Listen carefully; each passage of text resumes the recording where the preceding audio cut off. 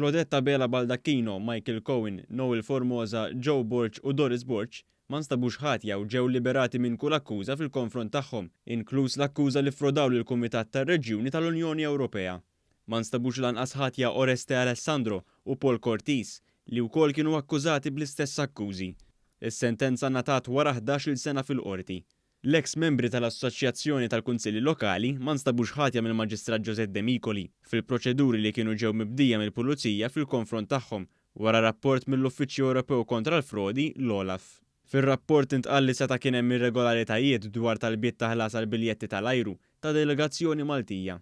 Fis-sentenza tagħha l-Qorti tal-Maġistrati ppreżeduta mill-Maġistrat Giuseppe De Micoli qalet li ma jirriżultax li l-eks membri tal-Assoċjazzjoni tal-Kunsilli Lokali għamlu xi qlieħ personali.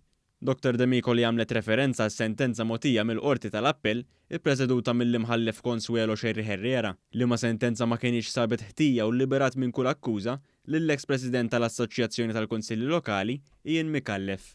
L-avukati Manuel Mallija u Ezekiel Bsajla deru għall-imputati Clodetta Bela Baldacchino, Michael Cohen, Noel Formosa, Doris Borch u Oreste Alessandro, kif ukoll Ian Micallef fil-waqt l-avukat Joe Giglio der għall-imputat Joe Borch.